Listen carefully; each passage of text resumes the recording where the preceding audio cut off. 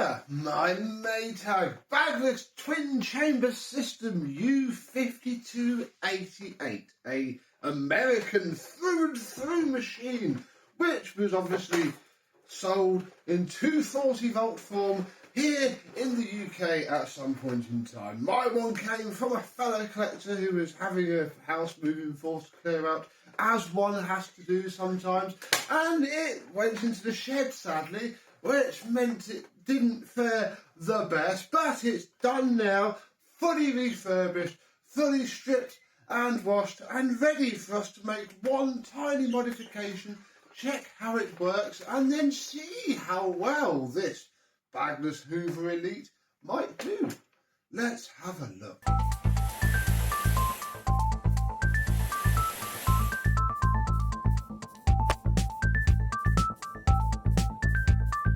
Yes, hello, my vacuum cleaner and American Hoover chums. How are you today? The one tale that I have been told is that this was around the same era as the Maytag Satellites. Obviously, Maytag owned Hoover, or whatever part of Hoover was churning out vacuum cleaners at the time. But in the UK, Maytag was owned by a different company. I don't quite know, I don't quite care. But yeah, obviously we got the Maytag Satellite. They must have chucked a load of these at stores that I never paid attention to back in the early 2000s. Because I was too busy drinking and working and going to college. So yeah, I've passed me by. They must have been sold because yeah, it is. Oh, that's the ratings plate. That Maytag U5288, made in the USA, but 220 to 240 volts. And yeah, it's got loads of weird, well, not weird, foreign writing, German, so Arabic, warning, advertencia. So part of me thinks that they just dumped a load of 220 volt ones all over Europe, obviously smashed the different plug-in cable onto the appropriate ones, and yeah, job done. Make a bit of money or not, because it didn't last very long. I don't really know, but this is essentially a Hoover Elite. The cable plugs into the top of the motor somewhere down here. This is the dirty fan motor, just like a Hoover Elite. It's one and a UK Hoover Turbolite for us UK chums. Self-contained motor, dirty fans itself up. So yeah, this cable comes off as one. This switch is actually pushing a rod that runs up and down, just like the Turbolite / Elite. And yeah, flicks just a normal switch that's on the back side of this motor. It is still a dirty fan cleaner, although it is bagless. The dirt still, well, it comes out of there, fires up the back of this bin and just deposits itself into here. I'm sure it's ever so efficient. We're not going to find any flaws with it whatsoever. So yeah, look, there's the cable. It just plugs in there. In fact, you can see the very top of the connector. That just slots in once you unscrew this bit. And all just comes out very nicely. So yeah, it's all right really. Because it's a dirty fan cleaner, I don't know whether to call this a pre-motor filter, because yeah, one of the reasons this is probably so flipping spotless is because the carbon dust doesn't come out of this bit at all. Carbon dust comes out under the hood, and that bit was grim. It was disgusting. So, I mean, this is probably going to get dusty and dirty more than anything, because this is, well, it is to the post-filter, because it's after the, yeah, it's after the motor. This is technically a post-motor filter. So here you go, we got post-motor filter for our post-motor filter in the weird, to me, way that Americans put their filters on the sides of their vacuums. Because I've had a few Maytag now. Onto the side, and unfortunately it copped some damage in the shed, and I've snapped off this piece here. I think I had the piece still. I do also have the upholstery brush somewhere, but I cannot find it. I did manage to find the dusting brush. It had fallen out into a box in the shed. That's probably where the upholstery tool is. But the upholstery tool isn't my favourite style anyway. And of course, sadly, I can't clip it on anyway. So for now, it can stay temporarily safely stored. The hose washed up okay. Nothing much to report about there. I've had the ends off and sadly did just crack the two sides where it came off. It does need to drop a cube on still. I've just reminded myself, but it'll be okay. Then we have our extension wand and scabbard crevice tool.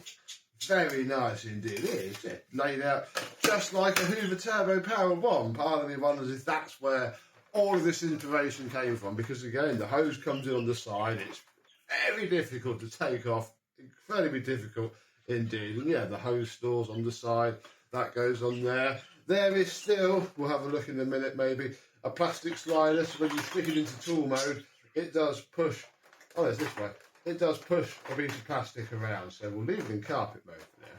So yeah, it is effectively a Bagless Hoover Turbolite. Our cable is here, may as well come down, because very shortly we are going to turn it on.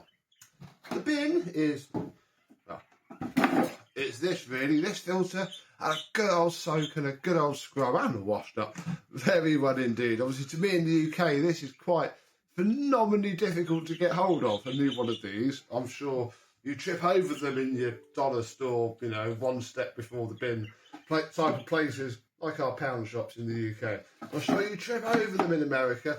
I sadly don't. So you have a plan for that in a minute, but we shall come on to that shortly, because to show you, well, I'll show you the second bit of damage. Sadly, when I was taking it apart, this clear bit split down there, and it did actually crack up there, but it glued back together fine. It's a bit of a shame. I might try to hit it with the buffer maybe.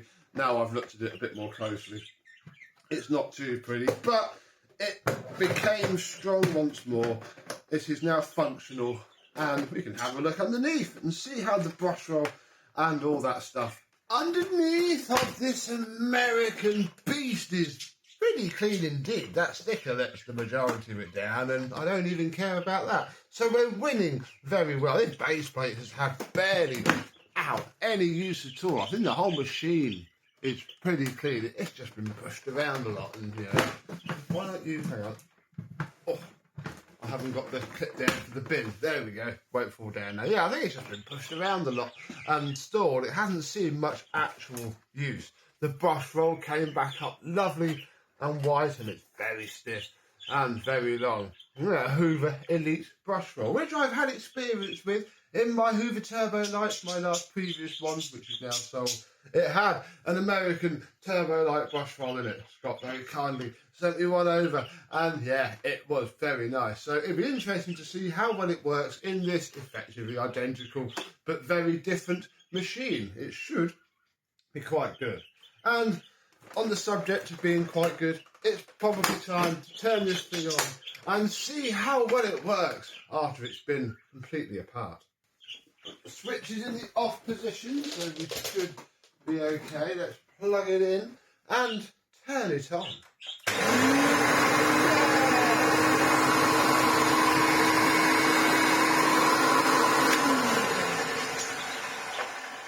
Well, that runs really well. Couldn't take the motor fully apart. On these motors, the Americans, you rivet the fan case bearing into the back of the housing for the entire motor, and I wasn't going to drill the rivets out and try and replace them, but luckily the resealable cap on the end of the bearings popped up and pulled through the bit of the casing, and I could get a load of grease in there, and that was really worth it. That sounds beautiful. Yeah, let's try it with the tools. We'll put it into tool cleaning mode.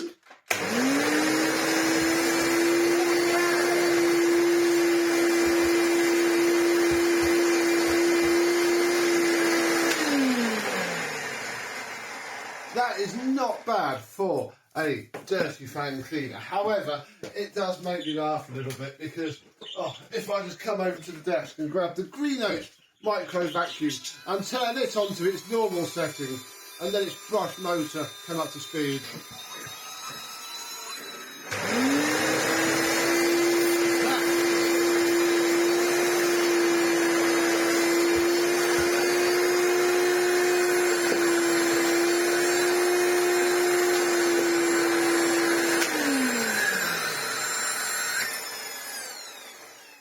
The little 7-volt Greenote GCH01, bless it, has more airflow than this 625 watt dirty fan upright cleaner. That is a little bit funny, but I mean, bless you Greenote, you're better this than this is, but you're not better at that than this is. So we'll put this over here.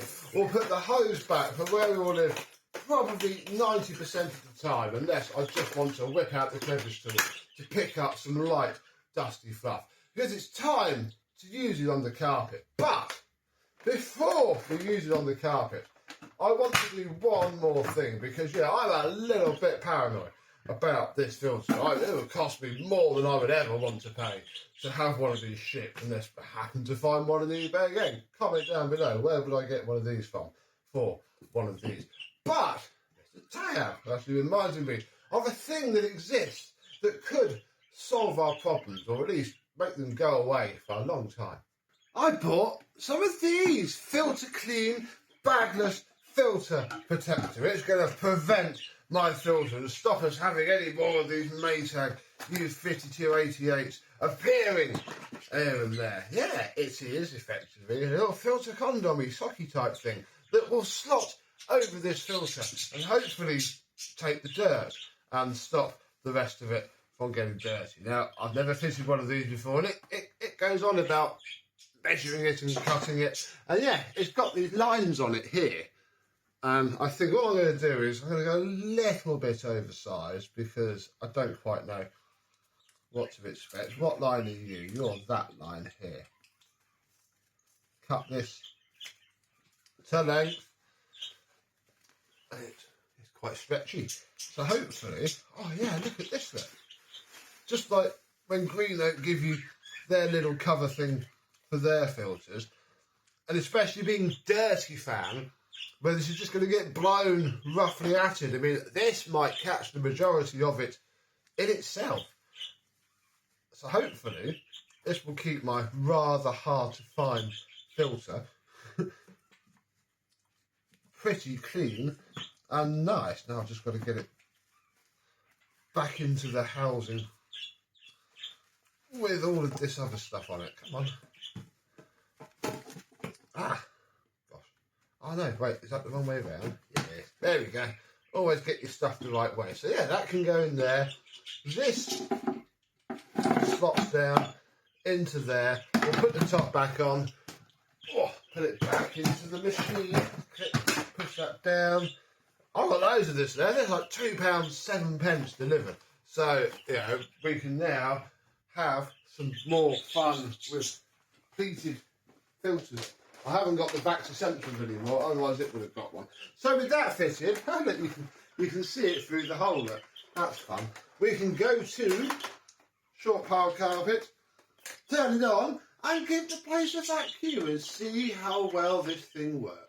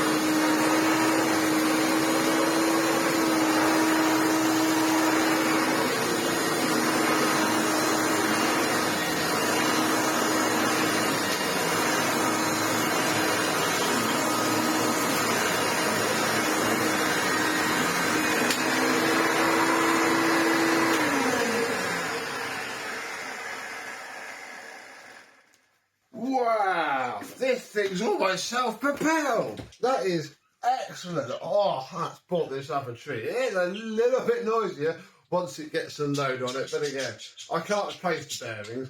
I can only stick a bit of grease on them. So it is what it is. Yeah, that picked up a decent amount of dirt.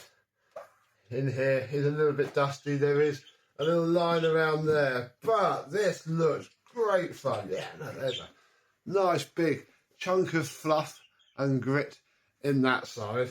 And then in this side is our filter. And I mean, I'm not going to go and open it too much now, but it's not got it completely again, because this probably would work better on a clean fan vacuum, because it would then suck it into the filter and probably seal it off a little bit more. But it does the job. It's again being blown at it, so it's going to act a little bit differently, but it acts well enough. Oh, yeah, I can use it and then just peel that off and put it in the bin, or probably just vacuum it off and keep it, and it will be fine. Yeah, really a little psychotic action there.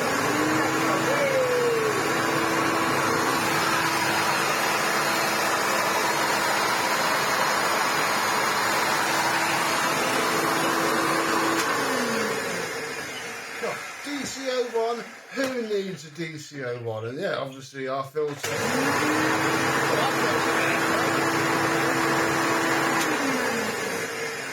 Our filter is largely irrelevant, hopefully now, with this one here. But yeah, certainly I can see why these would have been not very nice. If you had a big old house and you were really using this hard with the original filter, blah, you'd be buying 4 or 5 filters a year. And I bet they cost a fortune. So yeah, I can sort of see why you would just want a nice bagged one of these. But I have a bagless one.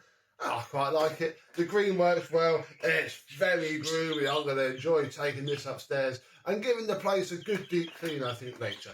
And yeah, who knows what we're going to do with it. What do you reckon we should do with it? Comment down below. But it's cleaned. It can go in the loft now and not in the shed, because it'll be a bit safer in the loft. And yeah, we'll see what we're going to do with it another day. So thank you very much for watching. I hope you have enjoyed. Do you have one of these, either, you know, Homeland America, or like me, a little bit rare, a little bit interesting? Do let me know down below. But until the next time, I, and maybe this Maytag U5288, will see you soon. Bye bye.